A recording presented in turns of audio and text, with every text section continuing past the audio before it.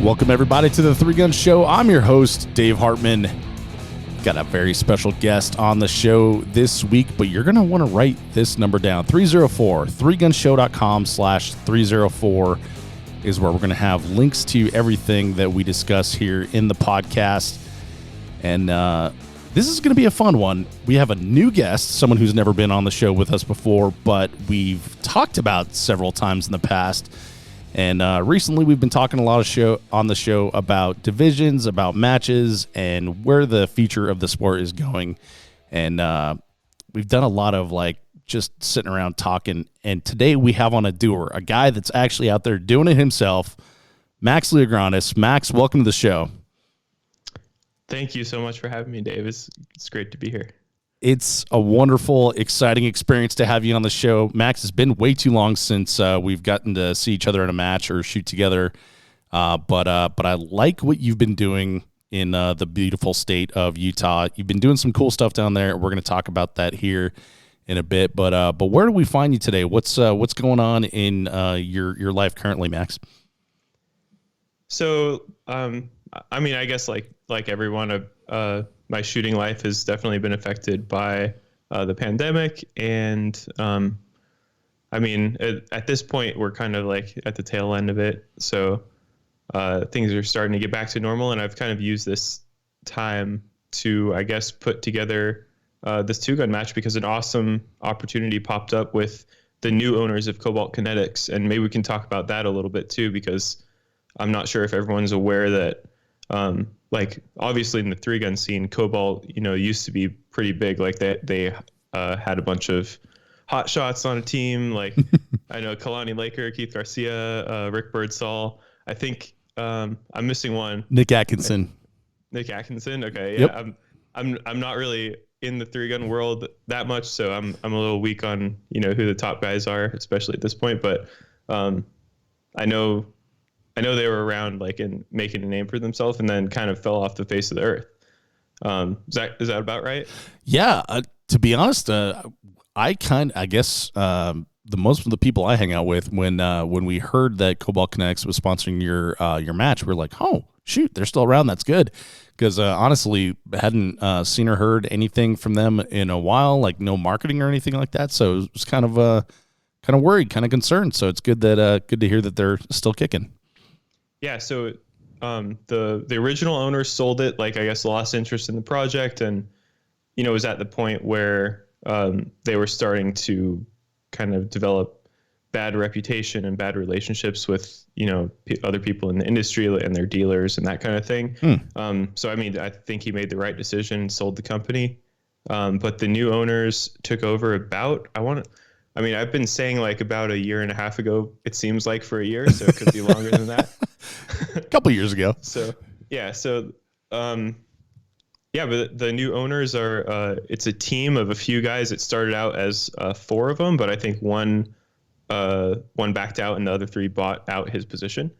But these guys are really on their game. So if you pay attention to what Cobalt's doing now, they've kind of, it's really impressive actually. They've done a 180 with the company. They're not just super involved in the crazy space looking guns that are just catered to 3-gun. They've taken all the resources the company has and they're really reworking reliability and making guns that shoot really well, but retain as good a reliability as you can get, and really going after the tactical and law enforcement community. Nice. And recently they brought in a few people like Kawa 2 Alpha 2 Quit on Instagram, or Kawa M official. Mm-hmm. And he's definitely deep in the tactical community, or deep into that side.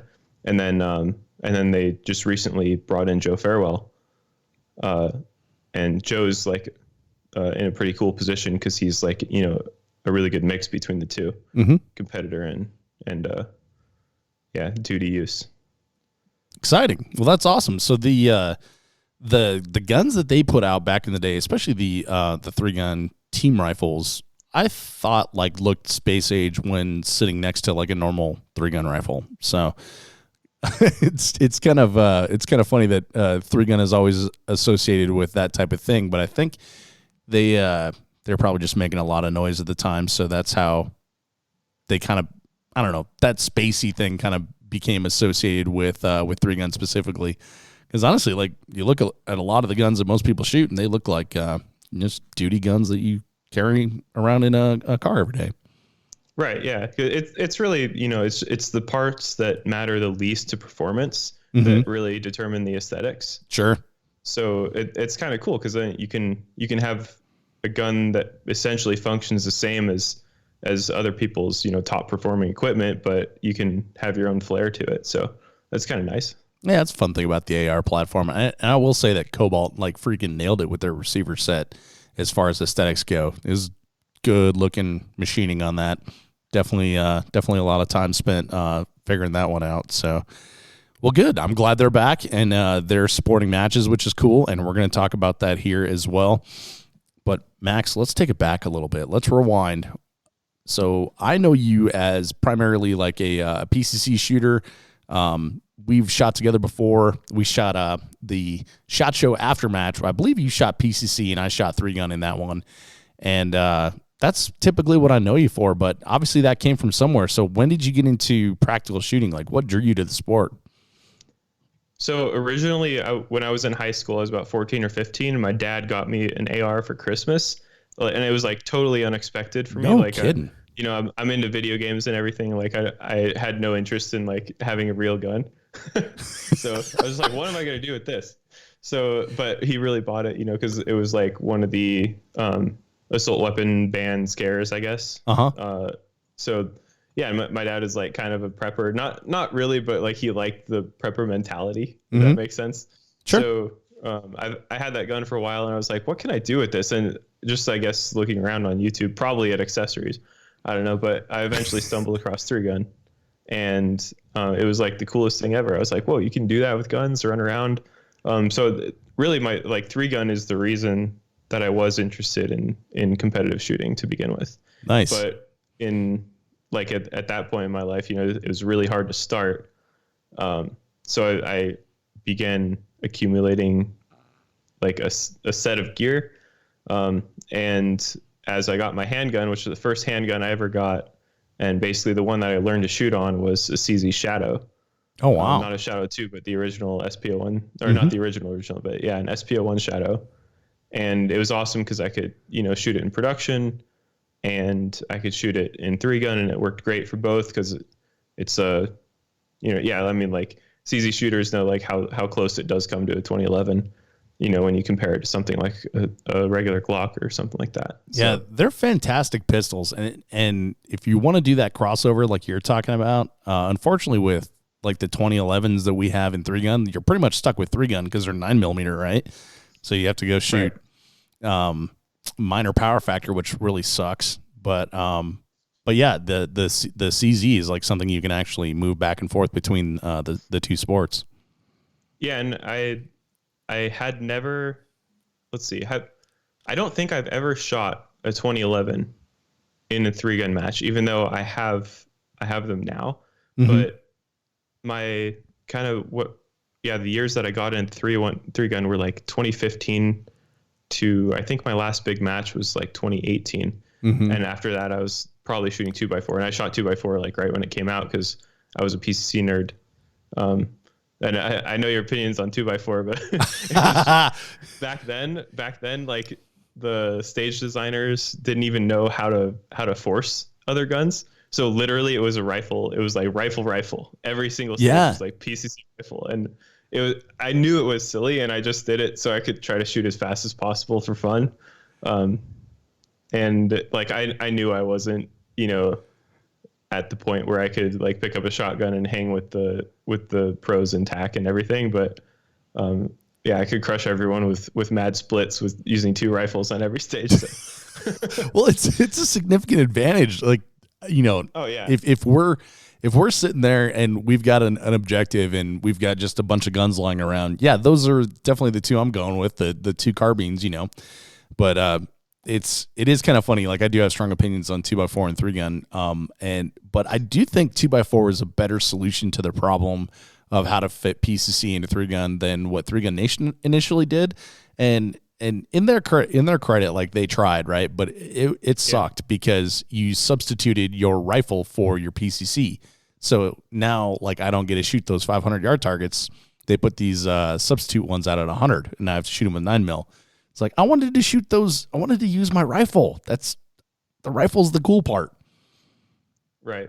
Yeah. And the PCC is weird. It's like, it's still finding its place. And I actually, part of the reason why I'm doing the 2-gun thing is because myself and a lot of the other top PCC guys, like, this kind of came around when we were just talking about the future of competitive shooting at PCC Nationals, which was the standalone Nationals last year. Mm-hmm. And that was a good start, I think, but USPSA just didn't seem to expand on it. Like, it was a 2-day match instead of a 3-day match, which most Nationals are 3 days. So it didn't feel that big to begin with. And then we find out that come the next year, they're not trying it again. They're not trying to make it a bigger PCC standalone Nationals. That they just threw it in with carry optics. And that makes even less sense to me because, like, at least the year before it was PCC and open. Like, okay, those are the two most similar divisions, and limited and carry optics, those are pretty similar too. Like, especially if you look at the overalls. But they're like, oh, we'll just mix it up again. So PCCs with carry optics now and opens with limited. So, it's kind of weird. After hearing that announcement, it's like, oh, PCC is just stale, and like we're already kind of feeling it before. Really, already after just a couple of years? It's not the platform. It doesn't have a home, like you're saying. Yeah. Okay. And the home that it should have is, like, for whatever reason, USPSA hasn't really taken it and ran with it.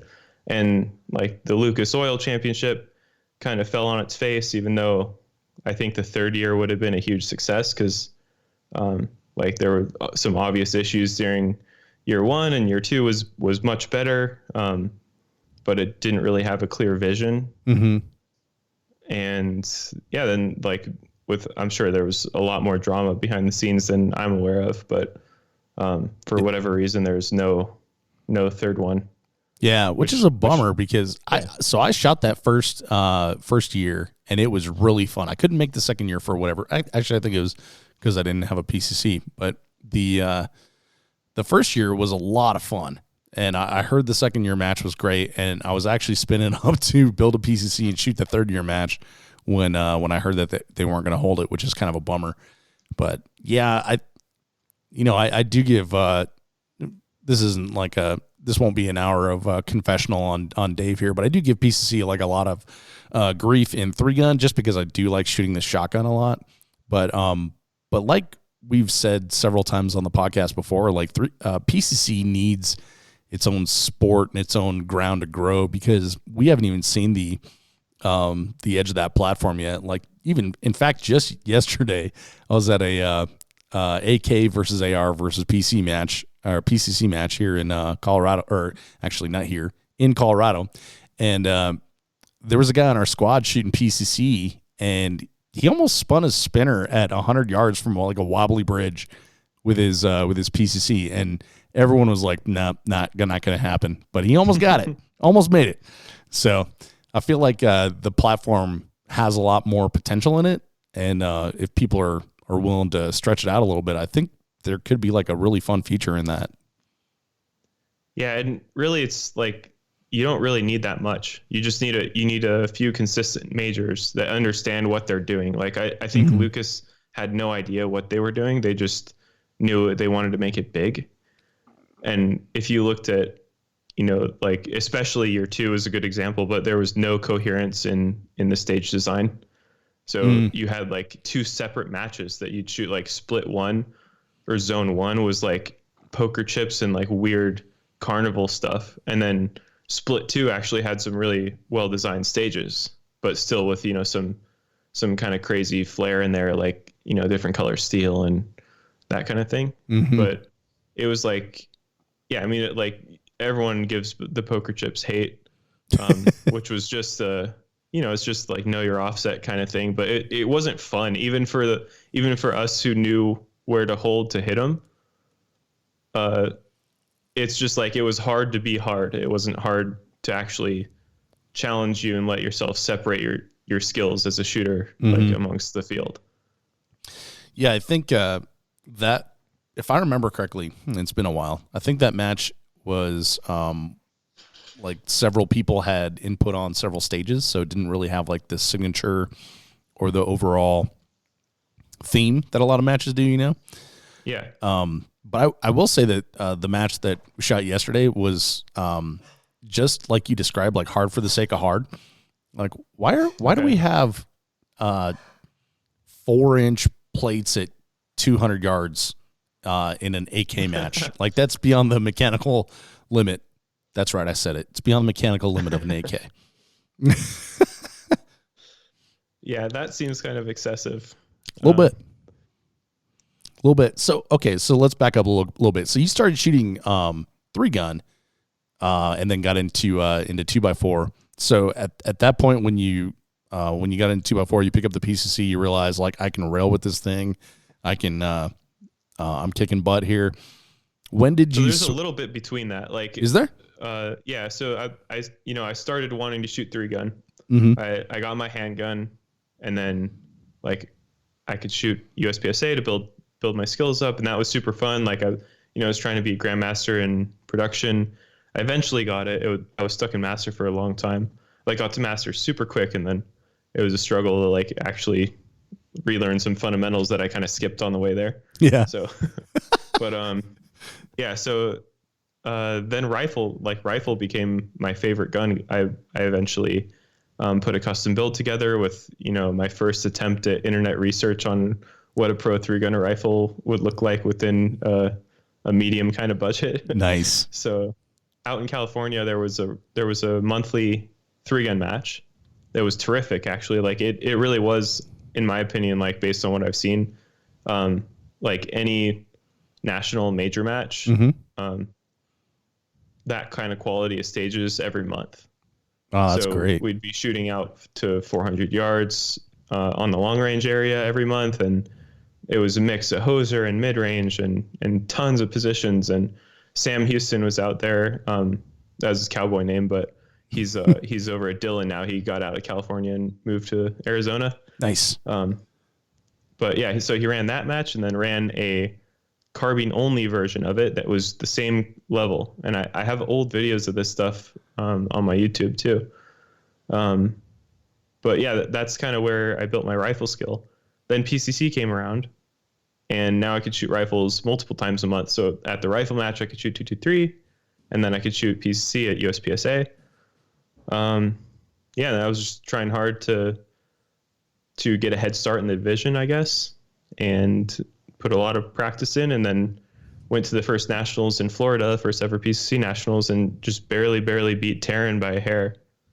And I'd like through the whole match, I was thinking I was, in second or third, like doing okay.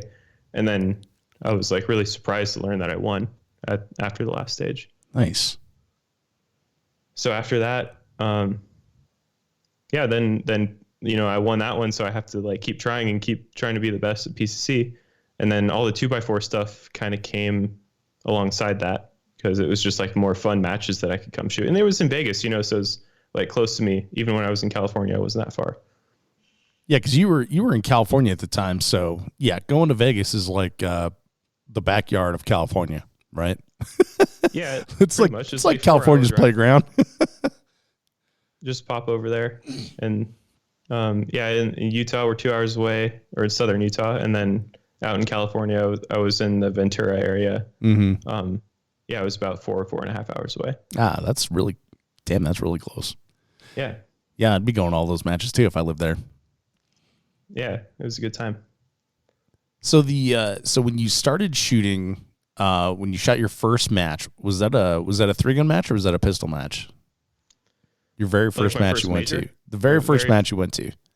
The very first thing I ever did on a timer was with a borrowed Glock, and some friends from UC Santa Barbara took me out to an IDPA classifier. Nice. Nice. So I was like dry firing this stuff before, and like, yeah, looked at some old video of it. This was like a long time ago. I don't think it's posted anywhere, but it's pretty funny. Yeah. And then after that, like, what match did I shoot? I think my first match ever was like 2 or 3 months. Yeah, it was 2 months after I got my pistol, and I was like, just practicing doing some with whatever ammo I had, just trying to get recoil down and dry firing a ton, trying to get fast. And it was actually in Nevada. It was at the range that Scott shoots most of his local matches at, which is, what is it? Western Nevada Pistol League, I think, WMPL. It could be wrong, but that makes sense. I feel like I've seen that acronym before. Yeah, they hosted Silver Bullet, which I also shot. But yeah, that was actually my first USPSA match ever. There at that range. And what'd you think? Oh yeah, I mean, I knew I was gonna love it before. Like I was watching videos and everything, and like training specifically for that. It's just super fun. Like I love the combination of breaking everything down, doing it the most efficient way, and then just all the gun handling and marksmanship skills that went into it too. So yeah, I always had the vision in my head, like, of being the fastest. So that's what I was trying to do from the beginning. I think that's why I got to master so fast. Because I wasn't looking like one step ahead. Like, I just wanted to race, Right. Yeah, I feel like it's probably the most common thing I hear about Max is like, oh, he's fast, and it's not like, man, that guy is so accurate, or it's just that guy's fast. Now, sometime the accuracy had to catch up, but when you first started, was it just like was it a free for all, or what was the match like? Did you do any good, or was it humbling? What was the experience like? No, I was super excited at how I did. Like, there was one stage that I thought was like the most complicated stage, even though, it was just like a basic local match stage with like a swinger activator sequence or something and like a port here. But I was like, walking forward, like trying to kind of shoot on the move, but I didn't really know how to yet. Right. But I was like attempting it, and I was like cutting from the inside to the outside and trying to like walk backwards out on a port. And like, this guy's doing this at his first match and has like no idea even how to shoot the gun. But I was like, yeah, that was the most efficient stage plan that I could have done.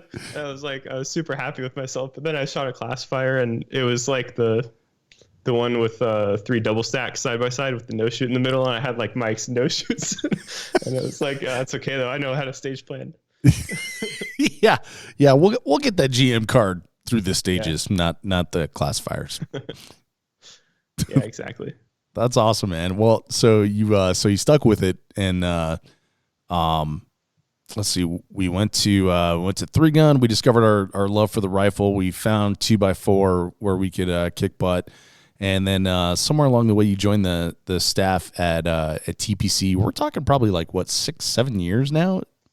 Is that right? TPC was probably 3 or 3.5, no, maybe 4. So it was the end of 2017.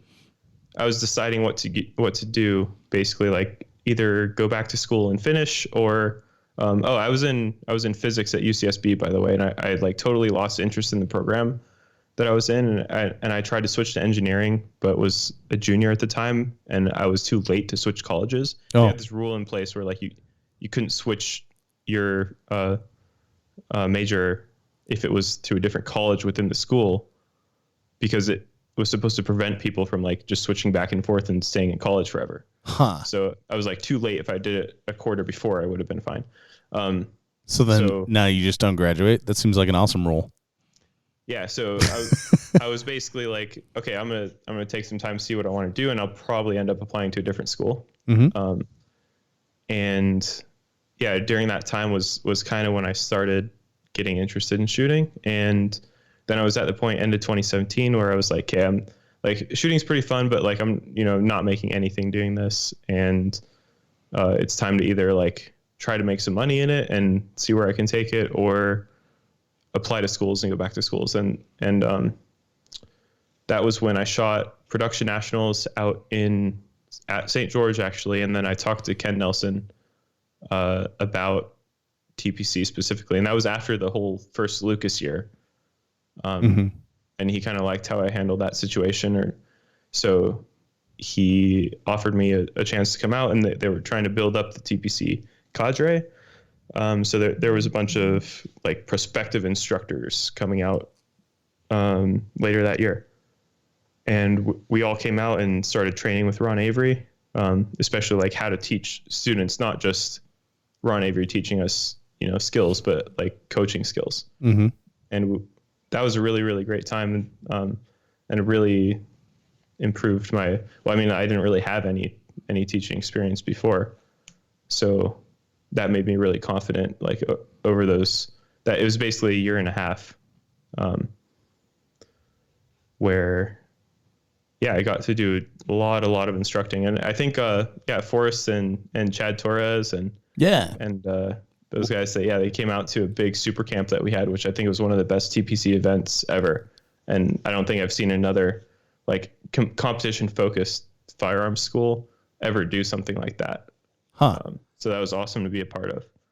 So was that like a whole week of learning to shoot pistol? Is that what the idea was? Yeah, it was a whole week of pistol skills, competition focused. So it was a competition super camp. So basically it was,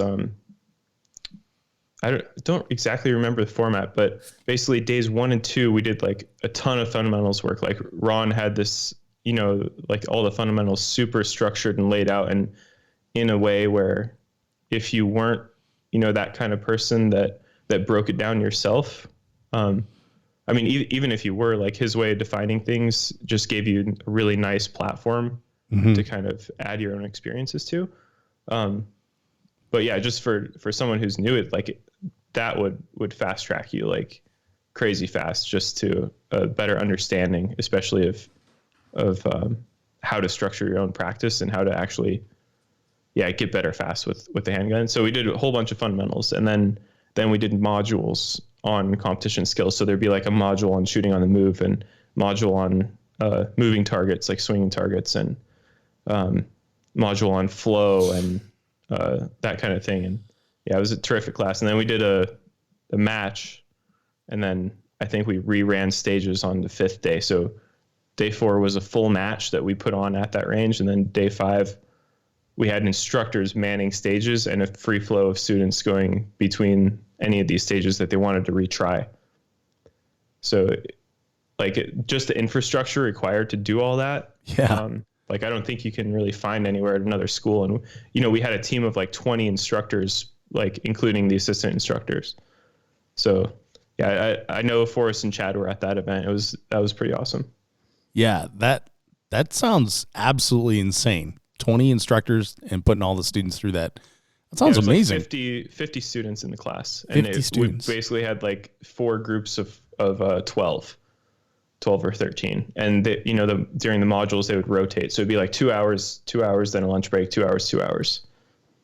And the instructors would stay on that location and give the same presentation, essentially. No kidding. Dude, that sounds badass. Yeah, it was really good. It's fun to be a part of. Yeah, no kidding. So did when you were at the at TPC, did you get time to work on your own skills? Like, did you have any sort of breakthroughs or anything when you were there? I wouldn't say like. I think the opportunity for me was mainly to get a lot more comfortable teaching, but also to have a way of analyzing my own performance and my own technique in a much more detailed way. But definitely it was a lot of work, and we didn't have as much time to go out and compete. Sure. No, we had time to go out and compete. That's not exactly true, but practicing and like really focusing on maximizing our own skills. Yeah, that was not as much as you'd think. Right.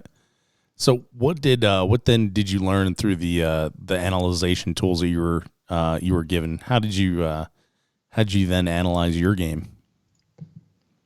I think it was just like enhancing my perspective on it, because I'm already kind of analytical to start with. But especially you like you have to take it to the next level if you're trying to coach or teach other students too, because your experiences are always going to be different from theirs. So I really like that style that we focused on. So it's basically like just break it down to first principles. Add this part of your body or this technique where you need it, and really know what it does. Like understand every little effect that what you consciously do has, and like do it with the purpose. So you're not like when someone says grip the gun harder, that doesn't give anyone anything. Right. Like they're just going to use more muscles in their fingers and then start pulling it off, and like you're triggered. It's harder to isolate then. So it's that kind of thing. Like break everything down to minute details and remove all the inefficiencies. So that makes you a much more competent shooter, especially under pressure, because the less you can do while achieving the same result, the calmer your brain's going to be. Sure. Yeah, well, so for an analytical person like yourself, self-proclaimed analytical, which I've also observed when I shot with you as well, that had to be like a really good experience to be able to put all that together and spend the time doing that.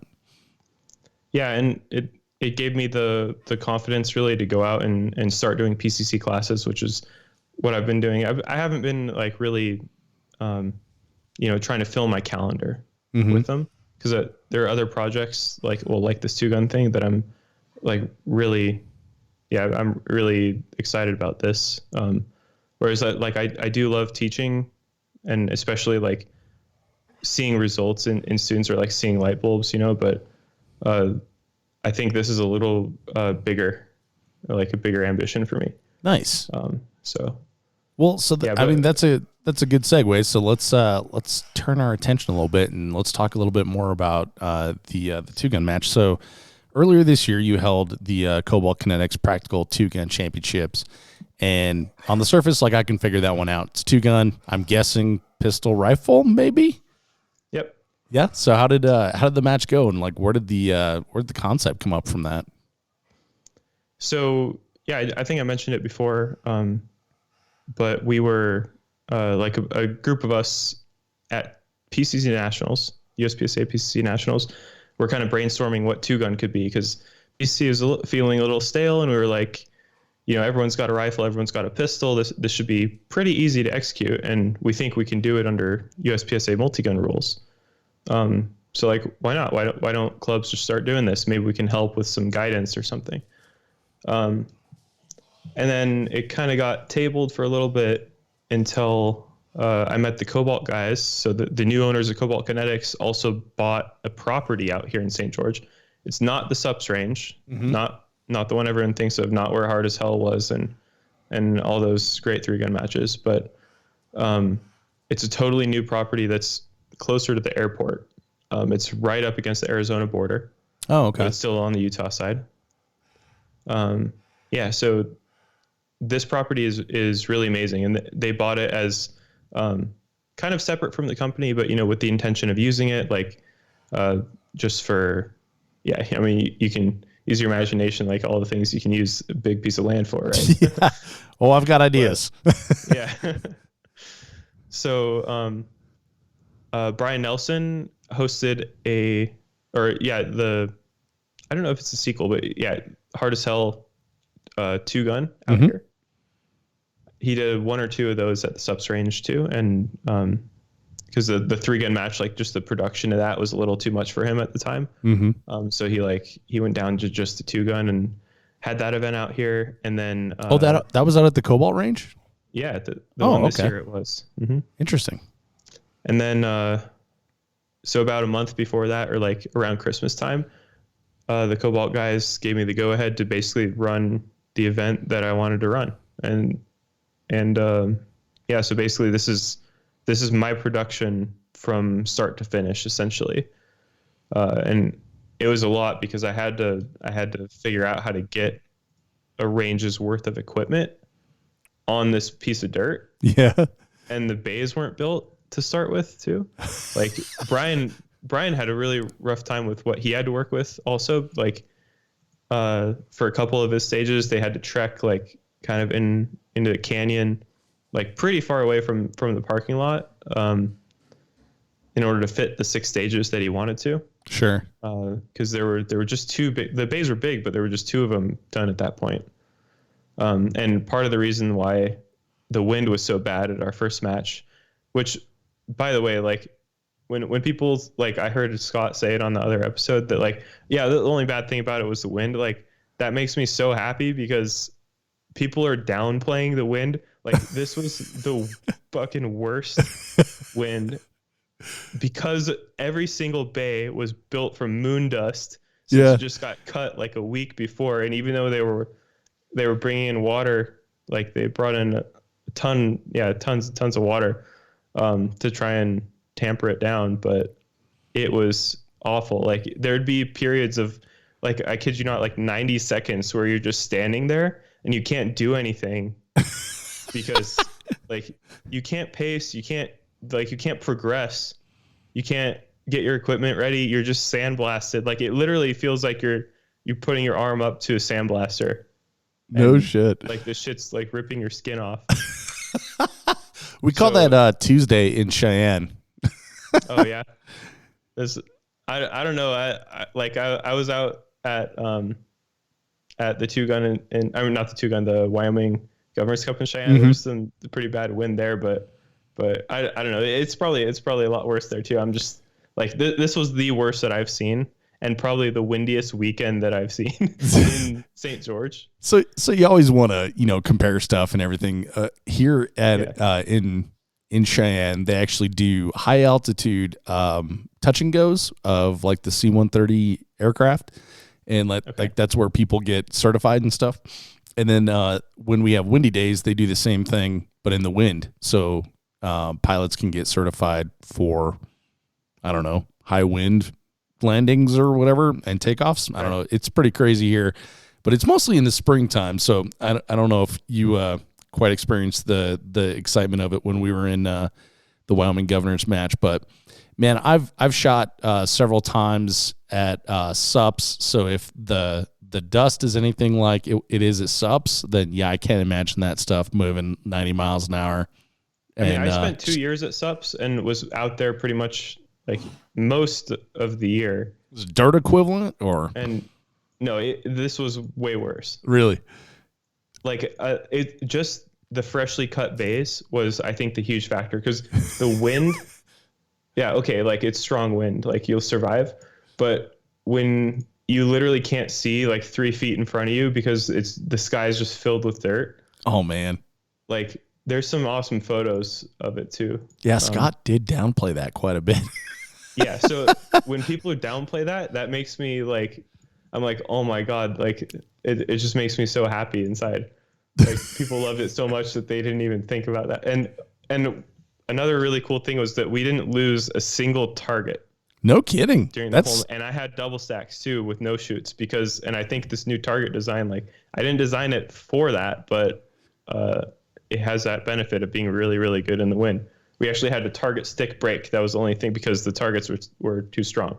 That's amazing. Stick broke and we had to repair that. That was only 1 double stack. You put that on the sales sheet. Yeah. Targets do not blow away in the wind. Well, so when I can't imagine where I can't imagine everything that goes into putting on a match of that scale. I mean, like, I've done a couple running guns, and luckily I had help. And actually, I was help for our match director. But gosh dang, there's so much that goes into putting a match together. So having all that come down to like a windy day, that sucks, dude. So I'm glad that that the participants liked the match well enough to like downplay the wind. So that's a good sign, man. Yeah, and really it was like an afternoon thing. Oh, okay. So there you go. It wasn't super bad in the morning. So yeah, people got some good experiences in, at least. Well, so I know a little bit about the match, right? So imagine that I don't, right? So I've talked to Scott a little bit. He told me how great the match was and everything. So if you're gonna give me like the elevator pitch, like what is different about your 2-gun match? Okay, so there are quite a few things different, but when you come and shoot it, you're like, oh, this is, I understand what's going on here. Like this feels really comfortable, but it's interesting. So it'll keep you on your toes, and it's really fun once you look into it. So basically it's the most optimal way that we can, simplify and make a really fun and inclusive carbine and handgun match. Okay. And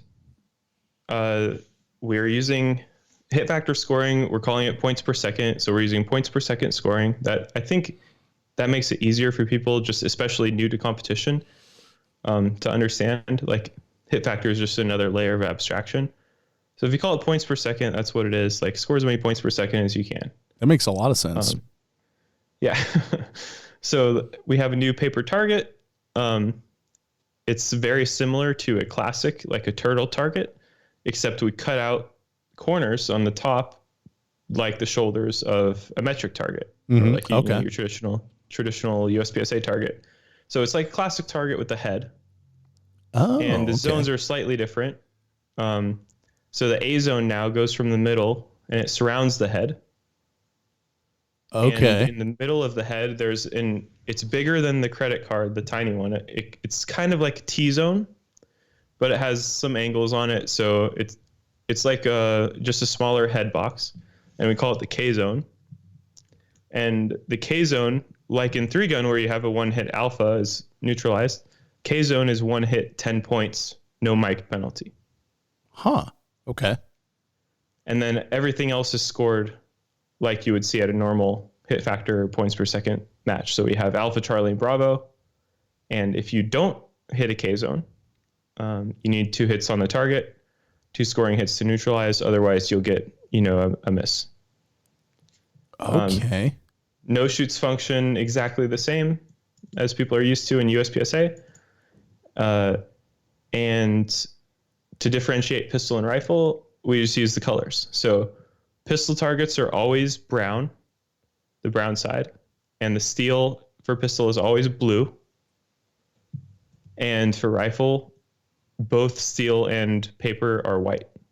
Okay. So we shoot white rifle, and we shoot white rifle steel, and we shoot brown pistol and blue pistol steel, and no shoots are painted red. The paper no shoots are painted red. The paper's painted red. Yep, and the steel no shoots, if we have them, are also painted red. Interesting. So that feels like super new guy friendly. We actually did have to explain to a guy this weekend which side of the paper to shoot, because when you're new and you've been shooting paper targets at the range, like it makes sense to shoot the white side of the target, Right. Huh, that's cool. So, but red means stop, right? Right. Yeah, it's very, very simple. And that's one of the things that I wanted to do with this match is, I don't even know if we had a single optional target. And I know it can be done very well, but at the same time, making targets optional puts a lot more pressure on the stage designer to design a good stage. And it actually limits the stage designer, in my opinion. And it makes it very, very hard to execute an interesting stage with options on stage plans that shooters can adapt to their style without allowing gaming. Because once you allow optional targets, and now I'm talking about in my opinion, how I ran it at a 2-gun match, right? Like in 3-gun, especially with the shotgun, I think it's a whole different game. But this is just my opinion as far as how we decided to run this one. Sure. I thought I pulled off the stage design pretty well. I have some things that I definitely would have changed, but I think people really enjoyed the flavor of the match, where understanding what to shoot from where was really simple for them, but executing it smoothly and efficiently, especially when you add the marksmanship standard with a little bit of a smaller A zone and also this option of 1K for maximum hits. that's a whole nother level. So you can compare it to like, USPSA shooters kind of look down on three gun or have this reputation of kind of making fun of three gunners for shooting to anywhere. But what they don't see is like how much actually goes into a three gun stage, as far as like it's so impossible to execute a big three gun stage perfectly. It is virtually impossible. Like on a small USPSA stage, the top guys, like probably one of them on the super squad is going to have a perfect run, essentially, like for them. Yep. So it's just about how many of those you can do and minimizing your mistakes. It's a totally different game in three gun. Honestly, that's kind of what drew me to three gun is the lack of perfection required. Right. Because when you're a new guy and you look at, the way that people navigate a USPSA stage, I've described it several times as like a ballet, right? And then they have to execute it like as a perfect dance. Whereas like, I guess three gun is like drunken hip hop. It's like whatever you do is fine, just as long as you complete the stage safely and fast. And like if you bobble a three gun, or excuse me, if you bobble a shotgun load or a pistol load, you can usually cover it up in movement, between arrays and stuff like that. And the other thing that I think is interesting, you bring up the marksmanship, and we do shoot targets really fast and just fling rounds at them without looking when they're paper targets. But steel targets, like we shoot some of the most difficult marksmanship shots that you can think of. Like when you're shooting a BC zone with your pistol on the clock after running 120 yards and it's 100 yards away, like that's a difficult shot. And people would freak out if there was one of those shots in any USPSA match. In fact, it's probably against like 5 rules. Yeah, I'm not exactly sure on that, but I'm not really a rule book guy. Really? But it actually, like, I hardly ever listen to stage briefs either, and it's bit me in the ass quite a few times. So, but yeah, I totally get what you're saying, and one of the beautiful things about this format, in my opinion, is how it like blends the gap between those. Like, you can still have stages where you're hosing paper really fast, and you can still have stages where you put really difficult shots in there, far steel shots, far like very small rifle targets, but you kind of fill in that middle area too, because once you have a well-designed paper target with an interesting scoring system, you can just infinitely adjust the range and the combination of targets on arrays, and like you can have every level of difficulty you want. And I shot like 4 time for a score, only 3 of the stages in the match, stages 1, 2, and 3. I just didn't have time otherwise to do it. But just from shooting those 3, and I think a lot of people kind of felt it at the match, it really does feel like that 3-gun style where it's about staying composed through the whole thing and just being smooth and knowing what you're going to do next and executing well. But also there is that element of USPSA, fast alphas as fast as you can, sneaking in with like really precise shot placement. But really it comes down to stage design. And I think, I think I learned a lot from the stages that I put on this first one, and the next match is going to be even better. There's going to be a better mix of styles, but we're going to keep everything that people liked. So one of the awesome things at this range is how much natural terrain there is. So we actually had, 4 out of the 9 stages we had were natural terrain stages. And they were like big natural terrain runs too.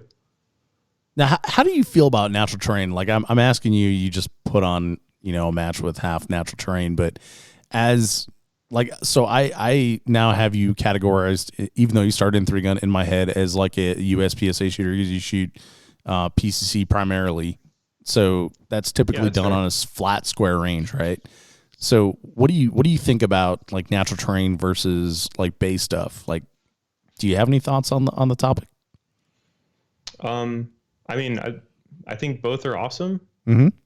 That's why I'm so excited to have this property specifically to put on these big championships at, because the mix, like both are good, alone, but when you mix them together, it's just a totally different feeling. Mm-hmm. It just feels complete. So that's one thing I thought was really cool about SUPs is they had that capability, right, where you could shoot in the bays, and then you could shoot over the bays, and then you can run through the broken bays and stuff like that. I thought that was really exciting. I used to have like an opinion that, one was more superior than the other as far as natural terrain versus bay stages, but I kind of like them for, I look at them like classic cars now. It's like you appreciate it for what it is, and you can, understand the different details and the different level of design required to go into each of them. And so I don't really have I don't sit in any sort of camp anymore, but I do like a good mix when you can find a range like Triple C in Texas was like that too, where you can find like a good mix of like, oh, here's some bays and then here's some natural terrain. That's really cool. Then it leans to like, it doesn't like favor one type of shooter. It kind of makes each type of shooter stretch a little bit. Right. Yeah. Were you at Clash Bash? I think 2020. Was that not 2020? I think I went to 2019. Oh, it might have been 19. I'm not exactly sure, but so the one I went to was in Navasota. Okay, this one was at the ranch. The ranch. Yeah, that one was 2020. I missed that one. Okay. It kind of reminds me of that. Like they had a good mix too. Yeah. So the ranch is definitely a place like that. Like they've got several bays, and then they have areas to do natural terrain and stuff. Yeah. So I think like mixing natural terrain with with a scoring zone target or a hit factor scored target. Mm-hmm.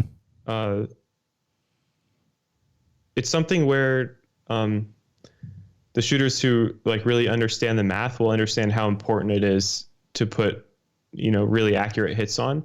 Whereas it's easy for people to get caught up in the trap of just hosing and trying to run as fast just going as fast as possible. Yeah.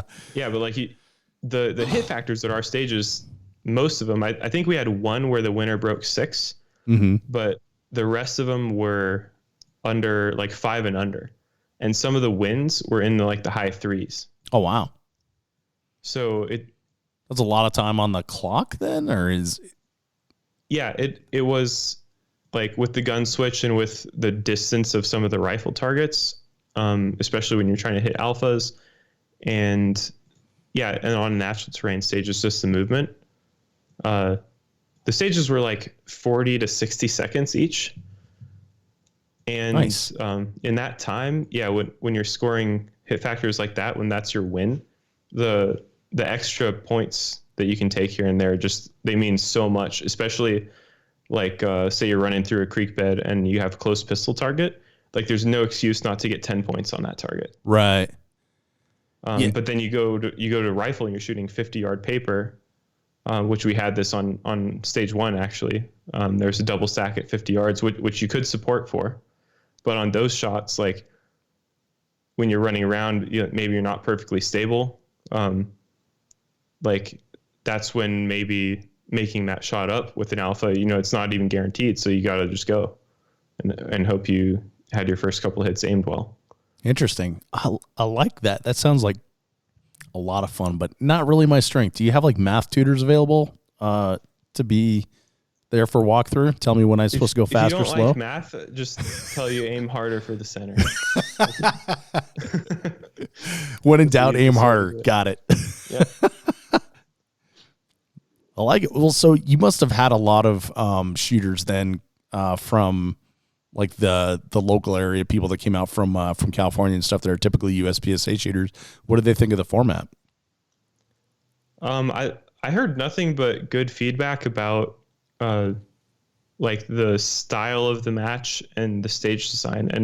And there were people who definitely gave some criticisms too, and they pretty much aligned with the criticisms that I'd give myself. Like I on that car stage, which was, I think a lot of people were sharing on Instagram. I think I put a little bit too much in there, like that swinging plate. I think I could have used that in a different area, like a different stage. It was just like a stomp pad activator, and you had to open the trunk to get your other gun, and this thing was swinging out with like not much in view vertically, like not over a barrel like you're used to, but out and up and then back down.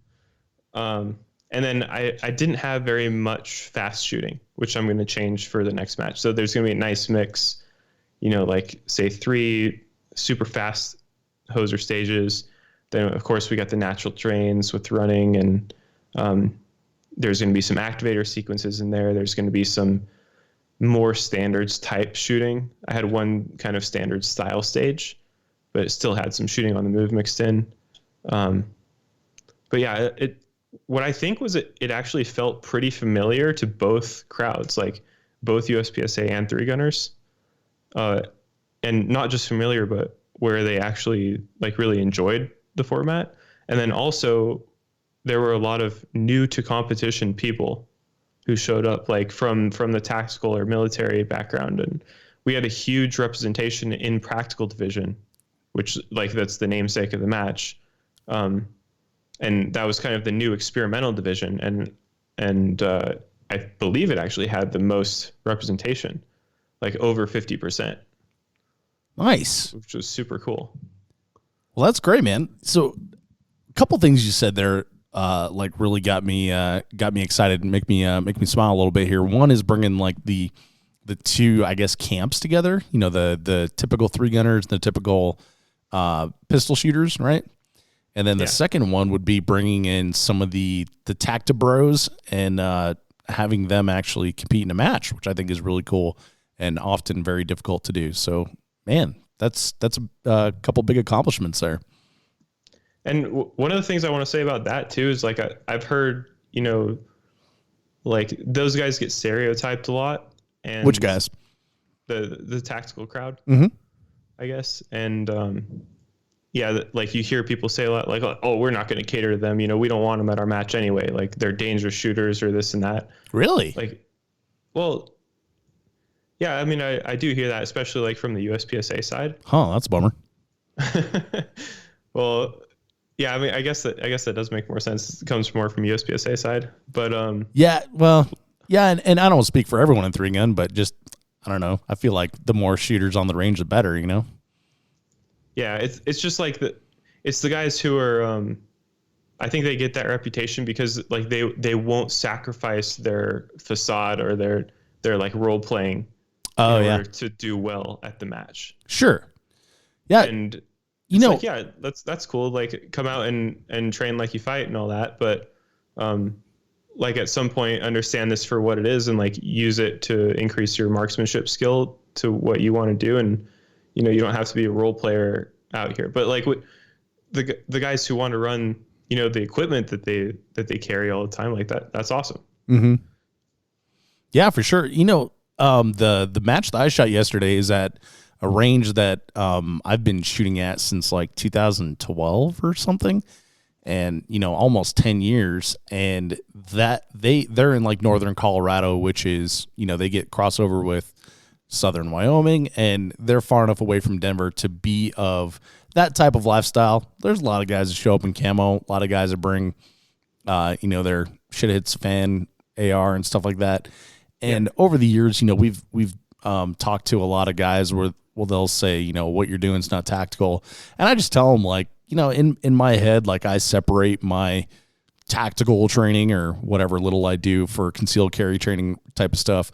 I just separate that from the game, and I'm here to play a game. And if you're not, that's totally fine. But this is just the fastest and most efficient way to do it is not to peek out from behind this wall. It's just to run full force because I can actually see through it. I know what's behind there, and I know I have to shoot that target. So I feel like, there's there's like a game for every occasion, but I will say that and I'm just one guy, so I'm probably not a good sample group, but of the people that I've met in my lifetime that are military and shoot competition, the highest level people as far as like the hierarchy of operations communities go. Yeah. Compete. Like the guys that you're like, oh yeah, I'm in the Army. Well, sometime later you find out he's a Green Beret. Oh yeah, I'm in the whatever. Like the highest level people understand the value like in Delta. Competition. Yeah. Like those guys understand the value in competition, right? So the people that are scared of like training scars and stuff may not be actually from like the military. Maybe they just, watch YouTube and are trying to do the best they can as far as their preparation goes and everything. But yeah. Oh yeah. What I wanted to say was like that we didn't really see any of that here. Like the good. The guys who did come out, like even the ones who were, dressed in kit and everything, like they were respectful to the match, and there weren't any comments like that, like, oh, we would never do this. It's like they came out because they wanted to participate in it and have fun. And I think like the clear coloring of the targets and like just the uniform look of like the walls and fault lines and all that kind of thing, it really like displays itself to people as just a pure shooting challenge. Sure. And you bring whatever gear you want, and we can go into divisions too and talk about, like, we only have 2 now.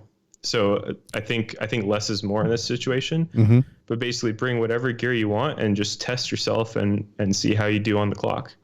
And here's the targets. They're clear to see. We're not like hiding them from you, trying to like, oh, you wouldn't have a guy in pure white out there at 50 yards in the real world. Only if he's a hostage. Yeah. So. No, that's fantastic. Yeah, I'm sorry I cut you off there a little bit and went on a little bit of a side tangent, but yeah, I think that's fantastic. And my hat's off to you to be able to cross that bridge, because sometimes it does seem like it's insurmountable, especially like within the firearms community. There's always like weird camps of shotgunners hate the high power guys, hate the pistol guys, et cetera, when you're on ranges and stuff. So it's cool to be able to, you're the grand negotiator, bringing everybody to the same table. I love it. Well, since you brought it up, man, let's talk about your divisions, because your divisions are definitely interesting. It's not the typical 3-gun or typical pistol division. So tell me what you got. You're down to 2 now. So what are they? So I'll bring you back to kind of where we started. Okay. For the April match. So I started with basically deciding between 3 or 4 divisions. And what I wanted was kind of like open attack. And then I wanted an interesting, like kind of more factory, like more limited, not limited, but basically like the practical is now, where actually like we don't allow muzzle brakes and we don't allow light BCGs. What? Yep. Controversial. I know. And then, so yeah, I wanted it to be like a kind of a duty gun setup. And I understand people run muzzle brakes on duty guns. But in order to make it an interesting division, I wanted to separate it. And that muzzle device does make a huge difference in how the rifle performs. Yeah, for sure. Like there's no question about that. So having a division where you do run a device that's, designed for less concussion and for flash reduction, to me, that's a pretty interesting idea. And it was pretty popular too the first time around. So I wanted those 3 divisions, and then a PCC division, because like, PCC 2-gun, like the USPSA was doing their match this year and seemed like it'd be super popular. But it actually wasn't. So PCC, we decided to drop for the next match and simply just slot them in with the regular divisions. Okay. So you can still shoot a PCC. Oh, okay. So if you like, how far out do you put targets at this match? So my maximum range was a BC steel at 125. Oh, okay. And so then BC steel at 125, if you have that for the next match, that's going to be still a PCC achievable target?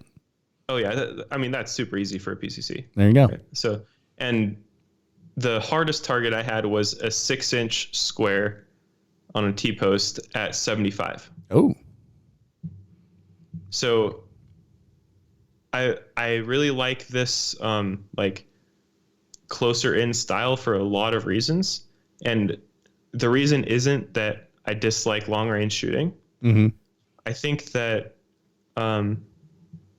adding challenging long range targets into a match, it brings up, like, especially this kind of format, like a new match that I'm designing, it just brought up way too many negatives in other aspects of it, whereas the divisions didn't make as much sense the way that we had them, and running the match, especially with making stages balanced with hit factor scoring, is another huge challenge. So for now, maybe we'll change it in the future, but for now I'm going to keep this like medium steel target engagement distance as like the hardest thing you'll see. And the rule set for this December match will actually have an MOA restriction. Okay. So like 200 yards is the maximum you're ever going to see a target, but out there it's going to be PCC engageable, which is a very technical term. So I could probably hit that with an AK then. Yeah. Now we're talking. So what is, okay, not to hold you to it, because you said it's going to be in the rule book coming up, but what do you consider a PCC engageable target at 200? Would that be like a 17 by 22 steel challenge target? One of those big squares? No, I'd consider putting a BC zone at 200. That's a PCC achievable target? Yeah. Interesting. You put a magneto on it. Huh. Good to know. So I mean, I wouldn't want to make it too hard. That's why for the first one, I only put it at 125. Sure. And the PCCs no problem hitting those one for one, like a lot of people, or just like, one makeup, something like that. So the point isn't to have people go into a long range position and, sit there for like 20 seconds while they clear an array. Like that's really a characteristic of 3-gun that I wanted to keep for 3-gun, or possibly like a long range caliber, or basically like a regular rifle match with no PCCs, where I can challenge that platform specifically. But having the match style just have this close in feel, like very similar to Expedition multi-gun, but not as many, well, we didn't have any spinners or like kind of weird targets like that. Like just very basic targets, where the interesting target presentations really comes from the target design and enforcing marksmanship standards, rather than weird like carnival targets that you have to throw in to make the match more interesting. Right. All right. Well, I will say that some of the most interesting video on the planet is a guy lying on his belly shooting targets that you can't see several hundred yards away for 30 seconds. But if you don't want to do that, that's fine. No, I'm not downplaying it at all, because I totally respect long range. That's always been my biggest weakness in 3-gun. Like I consider 3-gun really like a 4-gun sport, where you separate long and close range rifle, because most of the time you're using different ammo and it's completely different fundamentals, even a different optic. Like I know it's the same body, but like you spin it up and you use the reticle differently. Sure. So it's like it's a whole different skill set. And for this style of match, I just wanted to keep it out and let it have its home somewhere else, where I think it fits a lot better.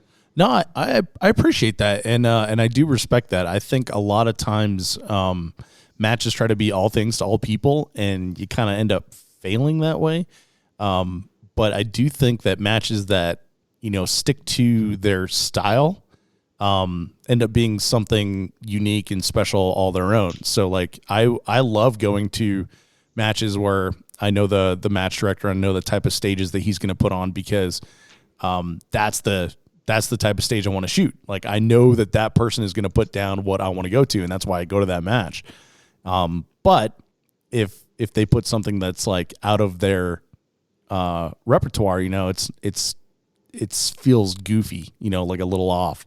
So I will say that like that's one great thing about 3-gun, because it is like outlaw, like everybody has their own little flavor to it, and so It doesn't feel the exact same everywhere you go. One of the best examples of that was when Matt Loganville and his team put on the USPSA Midwest PCC Championship. Yeah. And it's kind of funny. Like I actually went out and staffed that match, but it was essentially a 3-gun match that they put on the ground, and they're like, "What do you mean we can't do that?" Like, Really? when the USPSA kind of like RM was like vetting stages and stuff. So it was pretty funny, like just that stylistic thing coming in. It's like Sure. you look at it, you're like, wow, this is just a 3-gun match at Lead Farm, but it's a USPSA PCC only match. So yeah, pretty big contrast there. Yeah, that's a very, yeah, you said it very well. That is a very big contrast. But well, okay, let's move back to your match here. We still didn't get to completely cover the gears. You mentioned the names a little bit, but like start. Okay, so let's run through what we have now. Yeah, I want to know what guns I need to bring.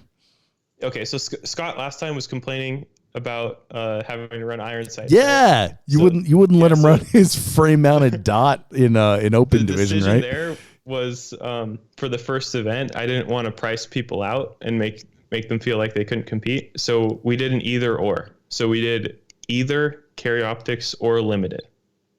Oh. And this was for competition and PCC divisions. Practical had its own rules.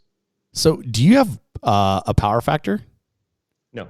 Okay. So in limited, then you can shoot like a 2011 that's 9mm. Yeah, I'm not interested in adding power factor ever. Cool. Thank you for that. Appreciate that. I have enough trouble with the math already.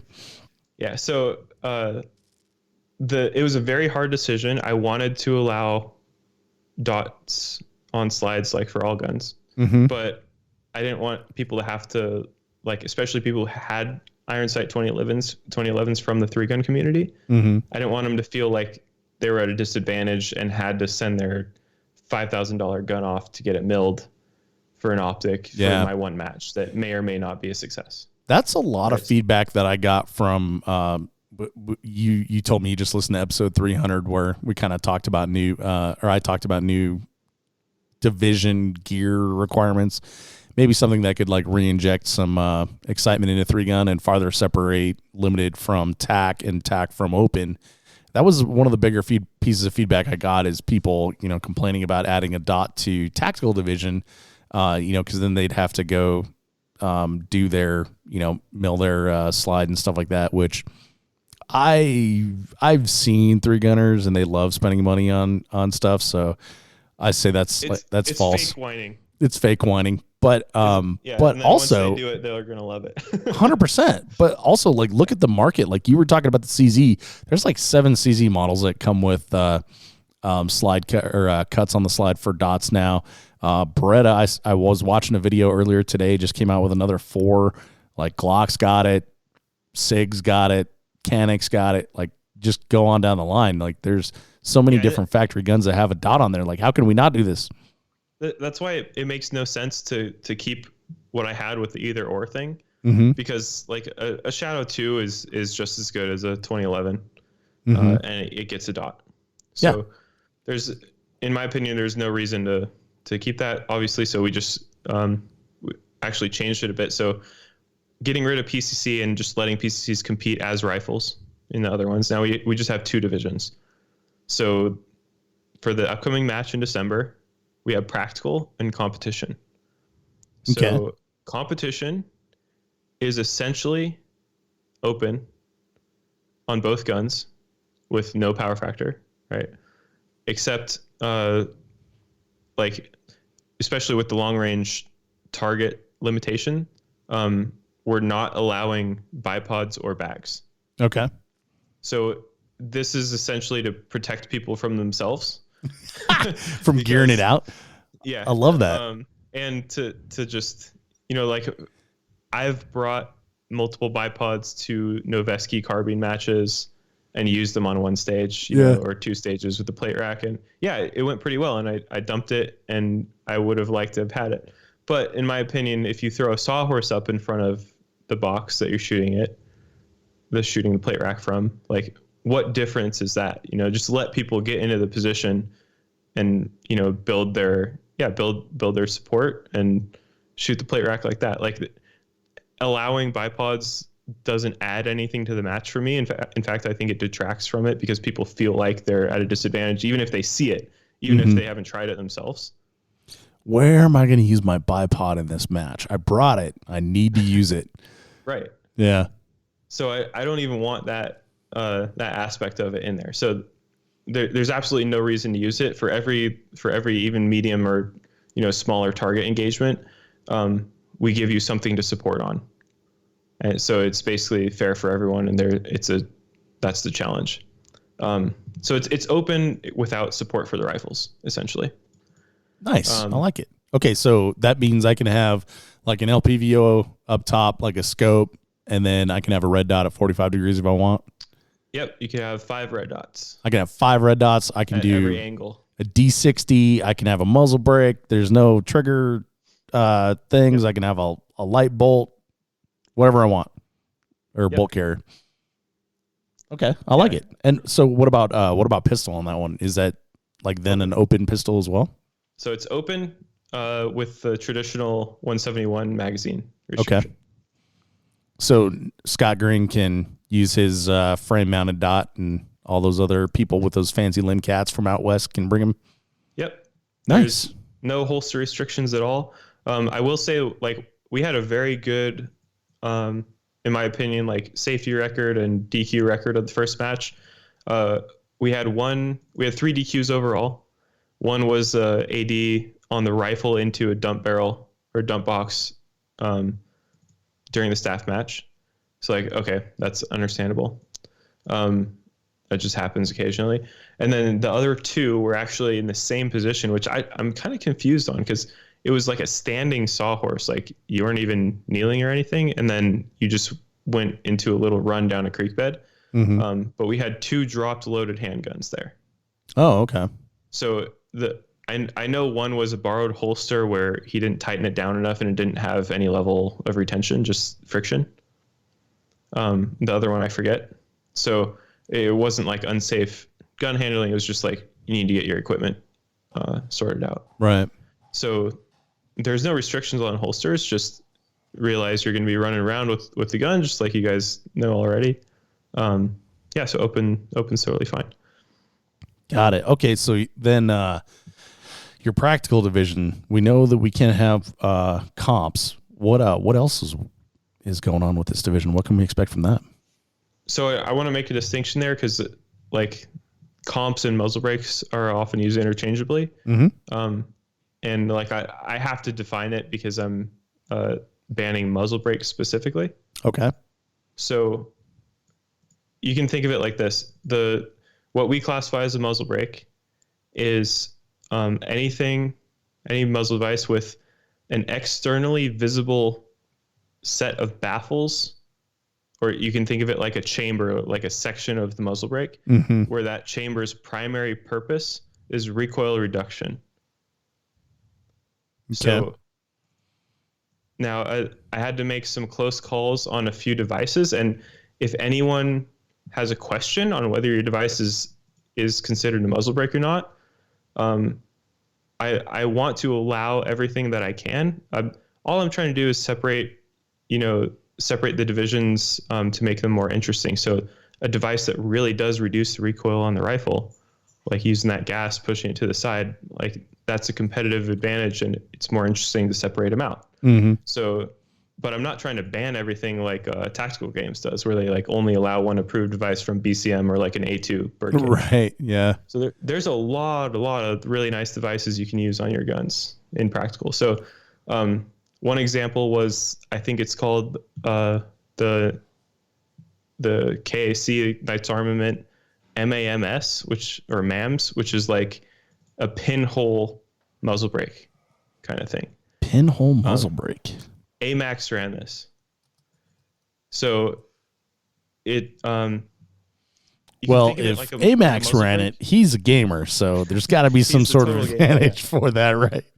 So basically, okay. I see what you're talking about now. It kind of looks like a battle comp, except it's not, because it's like I think it's 2 pieces that are welded together where they cut out the inside or something, or I might be thinking of something else. But basically, there's a bunch of like pinholes for gases to escape. Yeah. But the chambering inside is similar to what a muzzle brake would look like. Interesting. So it does a pretty good job at reducing recoil, but it doesn't let off as much gas as a true muzzle brake. For those of you playing along at home, just imagine a cheese grater in a cylinder style. That's what it kind of looks like, the soft side of the cheese grater. And if you want to game it, $302 straight from Knight's Armament website. So doing some research, there's what's the Precision Armament. They have a very similar device at a much more affordable price. Let's see, I think it's called the EFAB or AFAB. So it's essentially a muzzle brake with much less gas ventilation. Gotcha. So these devices, I made the call that they were legal and practical because they have some flash hiding characteristics. Mm-hmm. And even though they do a very good job at reducing recoil compared to like a true flash hider, the primary purpose of the chambers, well, first, they're not externally visible because they're covered by this pinhole pattern, or the other one has a different pattern. Right. And then the primary, it's a combination port, essentially. It's not just to reduce recoil. Yeah. So and those are illegal. So, yeah. So that particular one right there, much more affordable. It's about a third of the cost. And looking at it, I swear I've seen that design before. So there's got to be a couple companies that make something similar to that. But okay, so you can have a muzzle device. You just can't have like a straight up muzzle brake. Yeah, no SJC Titan. Oh, come on. Well, you can't use shoot competition. Yeah, there you go.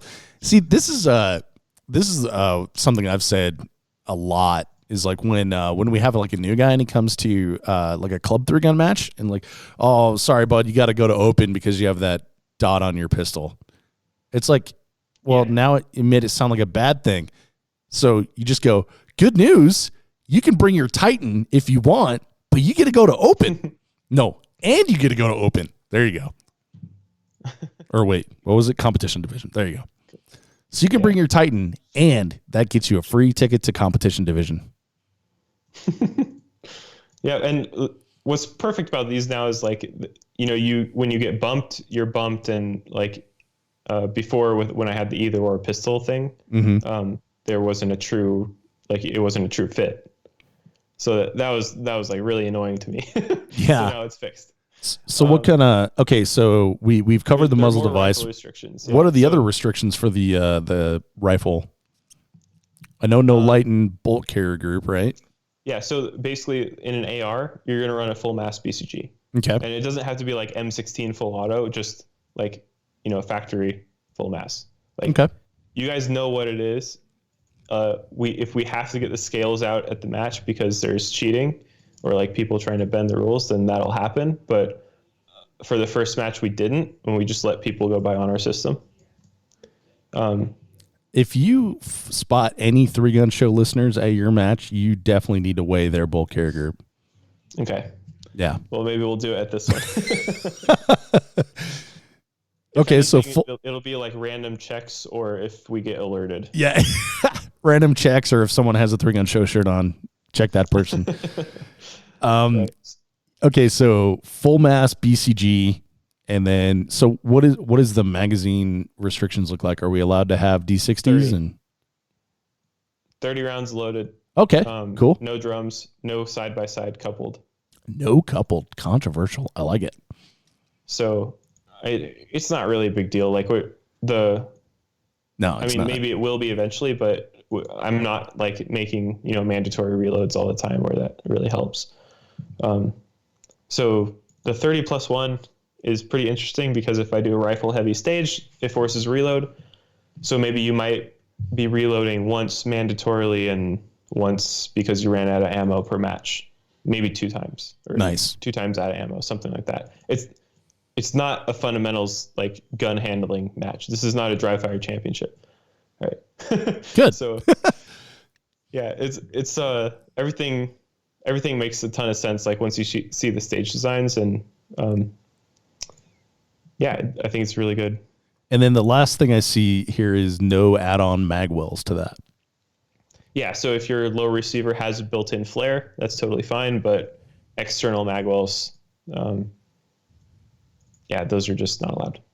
Okay. Well, again, not a huge difference. Oh, and yeah, so if you have a PCC in practical division, you still got to load your mags to 30. You can have base pads on them, no kidding. same as rifle. Okay. But you still got to load your mags to 30, and the muzzle brake restriction obviously doesn't apply, because we have a lot of weird devices out there, and there's no standard for bolt carrier group weight, so that doesn't apply either. Yeah, so, that's gonna be interesting. Yeah, so basically you can run a PCC, just load your mags to 30. And the other thing is there are no optics restrictions in either division on the rifle. Yeah, that's cool. I like that. You know what'll be interesting, Max, is PCC versus rifle on this one. Like, it'll be interesting to see who wins this division. Yeah. Because, like, let's say you put an MPX against like a tactical rifle.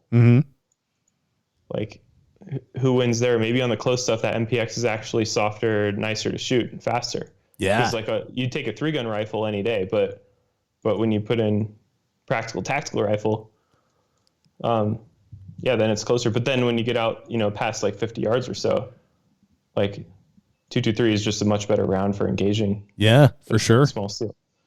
Interesting. So and your MPX might get filled with Utah dust and just quit on you, which happened to more than a few people at this match. But okay, one more thing too that's super important is there are no restrictions on suppressors or AR pistol braces. Oh, nice. In either division. I like that. So you can shoot your AR pistol in practical division or even in competition division if you want to. Yeah, so what I decided to shoot when I shot the 3 stages in practical was a 10.5-inch pistol. Nice. With a Surefire RC2 on it. I like it. Another thing to note is that if you have a work gun, like say with the muzzle brake, like a Surefire SOCOM muzzle brake, and you throw a can on it, then you're good. Because the muzzle brake isn't exposed. So it's not doing its work, right? So if you're suppressed, you can have muzzle brake under it and still fit in practical. I like it. You know what's cool about that is it takes away the complaint of like, oh, this is my work gun. And like, yeah, cool, just put the can on it. It's like, right, put it up, buddy. Come on, let's do it. And it's surprisingly soft. Like, man, that 10.5 is like, that's a really soft gun to shoot in, like with the can on it. It's pretty crazy. Yeah, suppressors are fantastic. They need to be everywhere. Okay, so then on handguns, what are we looking at here as far as practical division goes? Okay, so you can just think of it limited optics. You have carry optics, you have limited optics. Okay. So it's 2011. It's exactly like you described what Sure. you want TAC to be.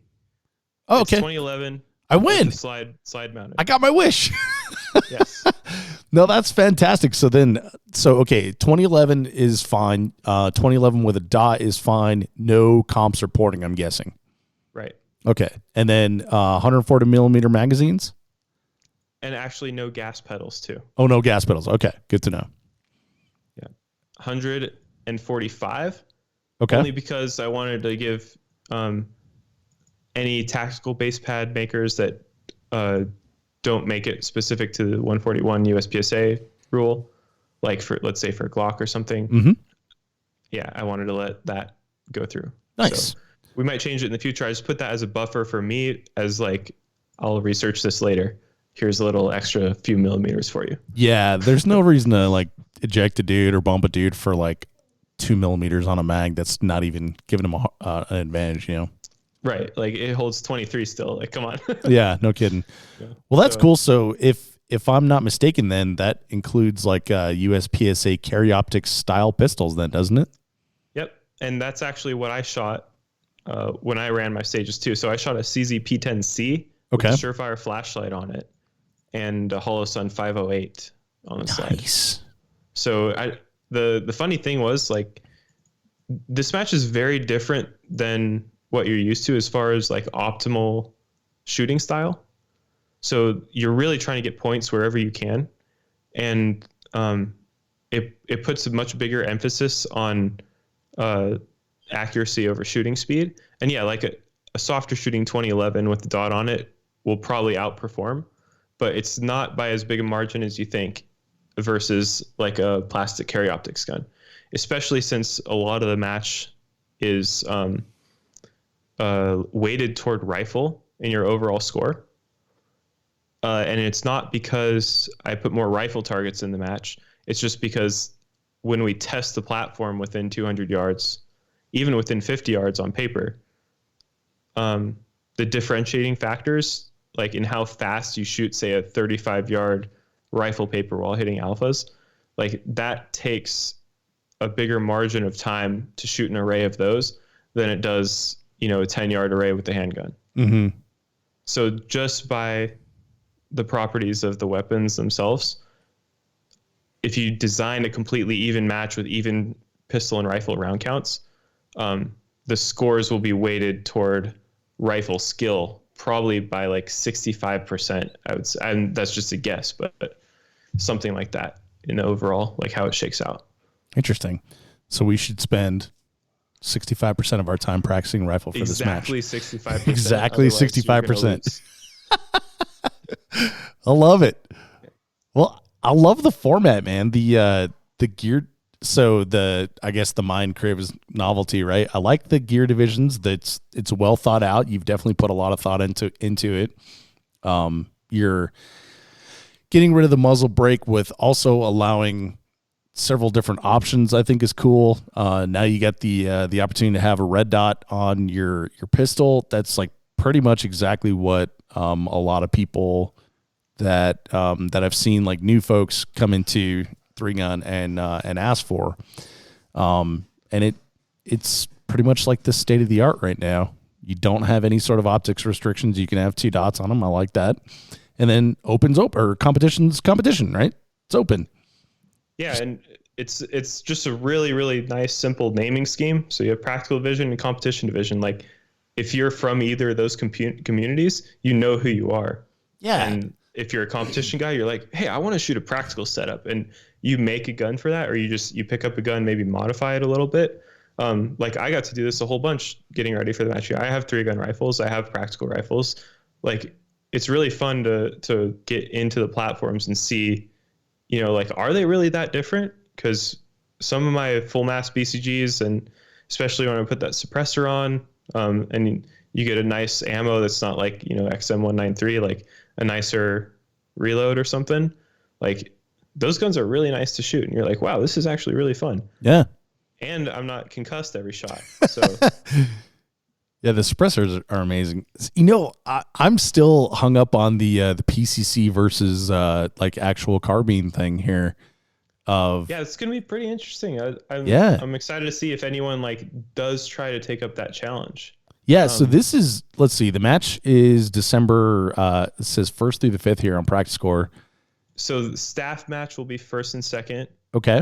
And the main match is the weekend. So I'll quickly go over that format. So basically, hang on, let me finish my thought real quick here. Yeah. It's end of September now, right? So if you decide that you're going to shoot this match and you sign up for it in Practical Division, you got like a month to decide. Like go out to the range, shoot your PCC and your carbine side by side to see which one you like better, which one you can hit better with.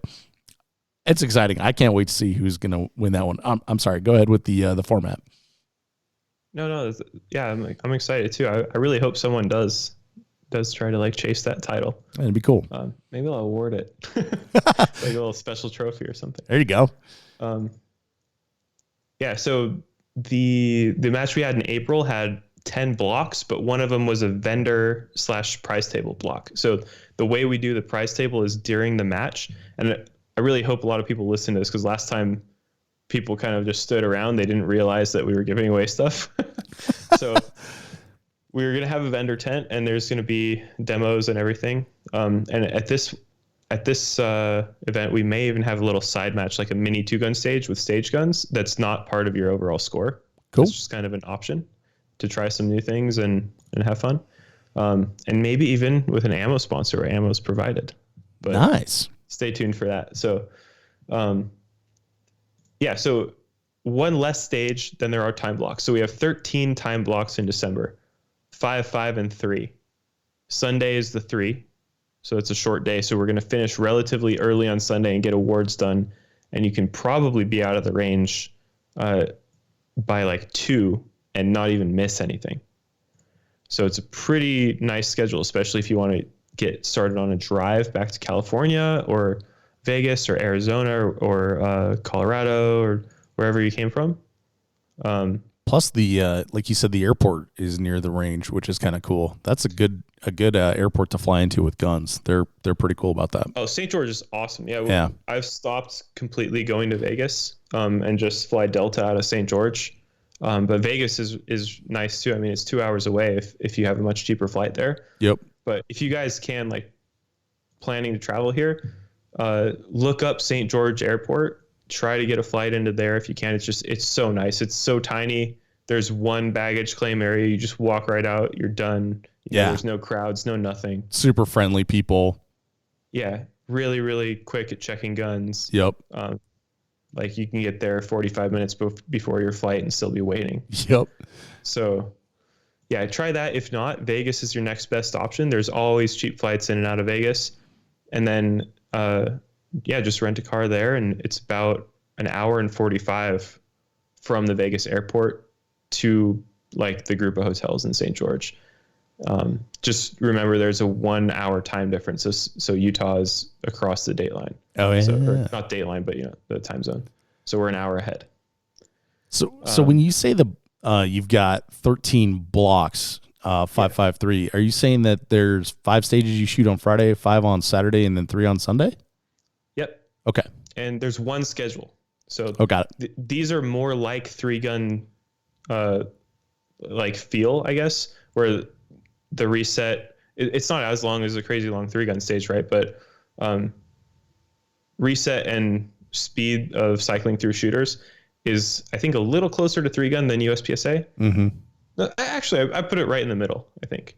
Stage times, we had like 40 to 60 seconds. There's going to be some shorter ones at this upcoming match. But yeah, and I really did my best to design stages where you could score everything as the shooter was finishing the stage. Yeah. So like we'd start with rifle on some long paper, and then he would run down, a creek bed with the handgun, and then you could score all the rifle targets up close, follow them down the creek bed, scoring the pistol targets on the way, and then at the end there, like reset the last target, and then those long rifle targets were right next to the one that you ended on a pistol.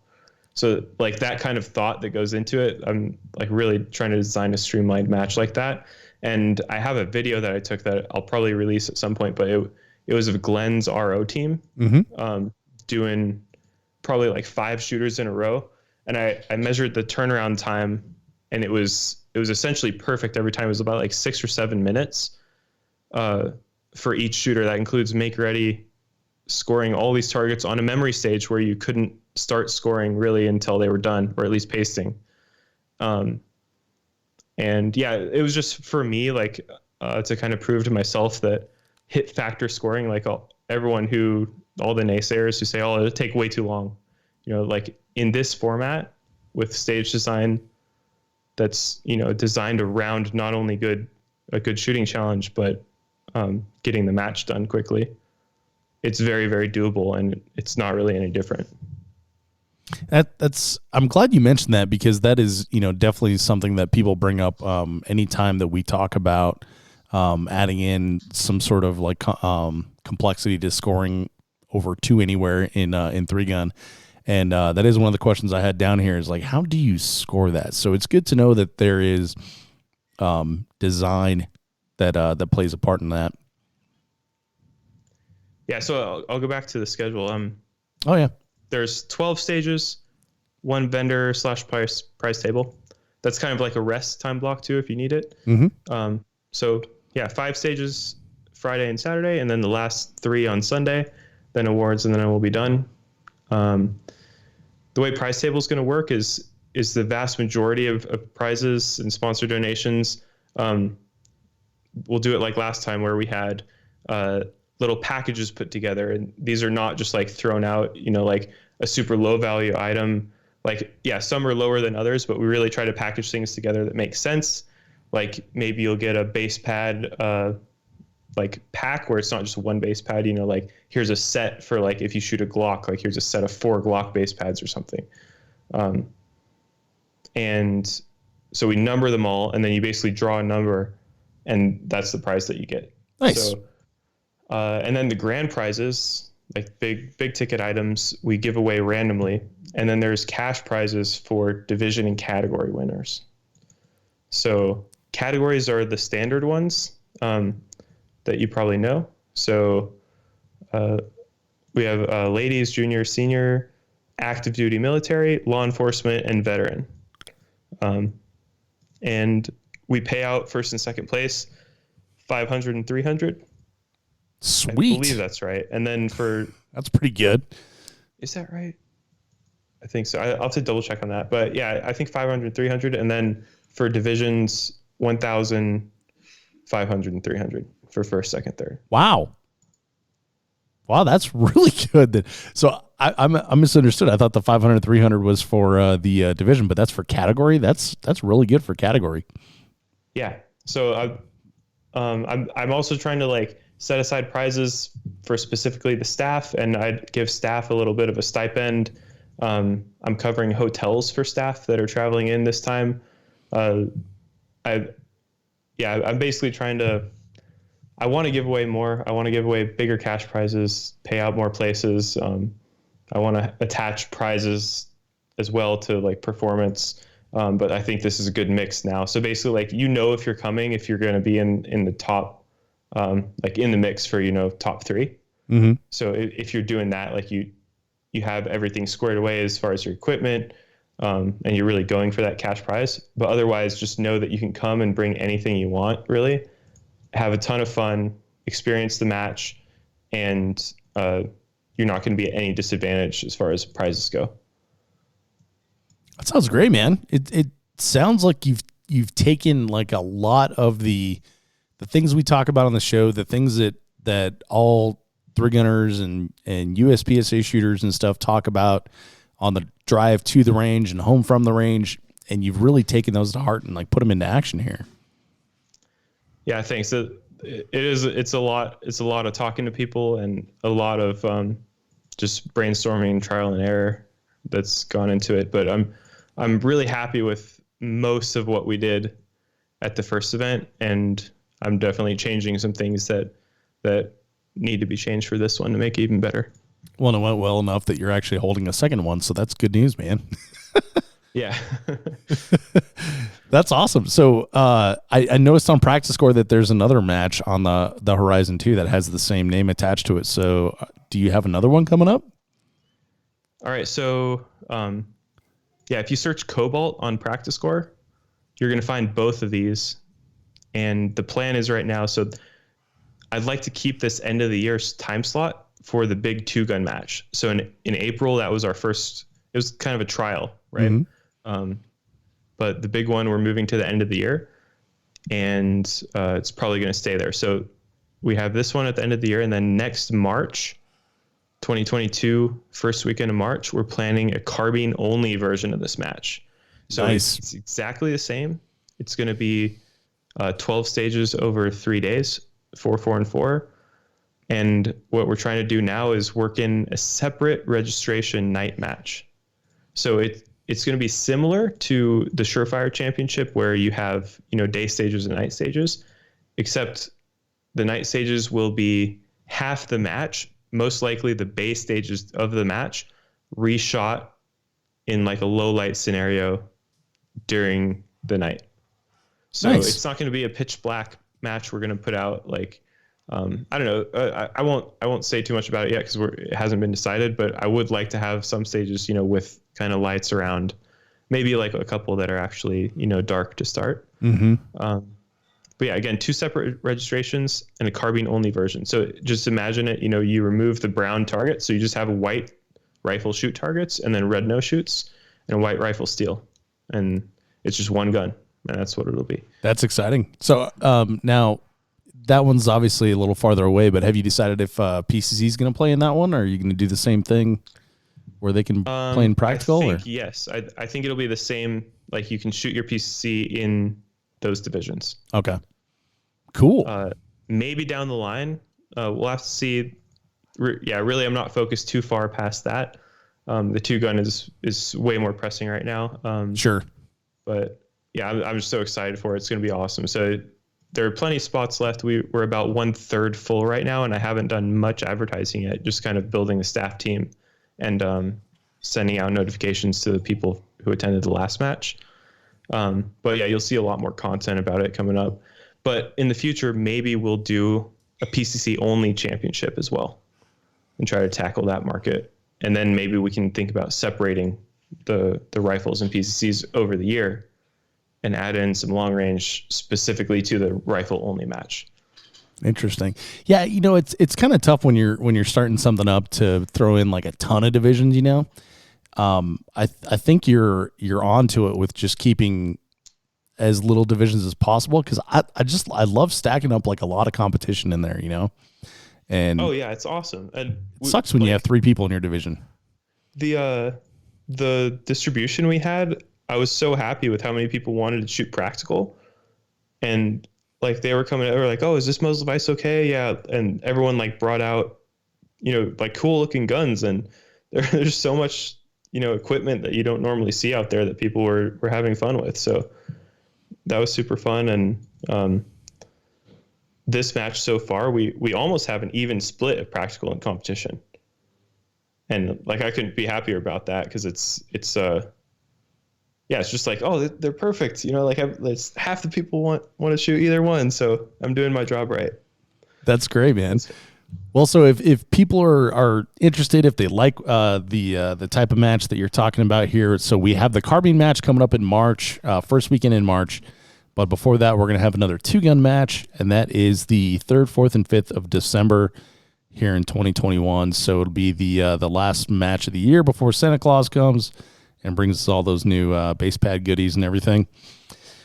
Max, exciting stuff, man. So people can find this obviously on Practice Score. We'll have links in the show notes, 3gunshow.com/304. I imagine you're keeping busy with this, but what else is on your horizon for the year? Are you just concentrate on running matches, or are you gonna be shooting yourself? I keep getting pulled back into PCC, so I'm like, I guess I still have to go to nationals and try to win again. So I've been practicing hard for that. But yeah, it's so this is totally separate, but sure. But we were talking about how PCC was feeling a little stale. Yeah. So there's 2 things that could save it really, which is either USPSA or like maybe what we're thinking about doing, but I'm not really even thinking about it yet. But there needs to be some big national PCC level matches here in the States. Mm-hmm. Like if USPSA wants to do standalone nationals, I think that'd be a great opportunity for them. So that's one thing that could save it, or World Shoot in the IPSC community. But that keeps getting delayed, because Handgun World Shoot's delayed and then PCC's delayed. So, but internationally, we did go to the Czech Republic this year to shoot Extreme Euro. PCC is super hyped. Really? Internationally. Like they love it. And I think because they're a little limited on match types, like IPSC is kind of just like the only action shooting thing that you can do in most places. So PCC is like really something new. Like there's no huge 3-gun community anywhere else. So the international community and like someone really adopting a big national match here, that can make it more exciting, because right now, it is stale, and I feel like, I want to be spending my time on something super interesting to me, like 2-gun.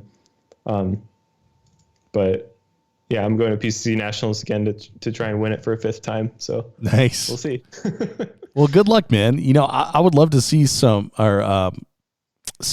extra PCC matches on the larger scale. I don't know if USPSA is the right place for it. I'm not sure how they care about it. Like and when I say I'm not sure, I have no idea, because I've not researched it all.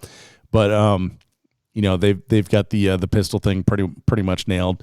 it would be nice to see some people stretching the limits of the PCC, especially when there's international attention on it, and the potential to intermix those communities. Because I've shot with people, and you've shot overseas. I've shot with people that have come here to shoot from other countries, and man, just it's so cool to have like people from completely different backgrounds, different ideals in different countries, different geolocations, all like getting excited about the same thing, and that's practical shooting, which is what I love to do. Yeah, it's awesome. I'll give a little shout out too, because they do an awesome yearly match, which is the AZ PCC Championship. Yeah, that just happened like this weekend, didn't it? I'm not sure. Unfortunately, couldn't go this year just due to other obligations, but usually it's like end of September. Gotcha. Around that time, I've been to it, I think twice, maybe 3 times, and it's a great match. It's not USPSA, it's outlaw, but if you're looking for a major PCC match to shoot, put that one on your schedule. There you go. I like it. Well, Max, we've been going for quite a while here. We've got a lot of stuff for people to listen to, so we'll just direct them to the website 3gunshow.com/304. We got all Max's links there for his social media, for the matches he's putting on, and everything else he's doing. Max, it's been great to have you on the show. Leave the audience with one final thought, one piece of advice, something that they can go home with, and we will let you go. Okay, so this is more like, I mean, I'm sure it'll help a lot of people, but it's more advice for me. And I think it's important to kind of like take a step back and realize where you are in like your progress toward a long-term goal, because it's easy to get caught up day to day and forget where you've come from. And just stay on track and make sure that you recognize what you've accomplished and not just stress about, what's coming up and what's next to do. That's great advice, man. That's a great final thought. I like that. Max Leograndis, everybody. The Practical Shooting League 2-Gun Championship, sponsored by Cobalt Kinetics, coming up here. Max, thanks for being on the show, man. It's great to have you. Would love to have you back again. Yeah, thanks so much for the opportunity and for letting me talk and ramble for so long. Right on. Thanks, everybody. We'll see you on the range.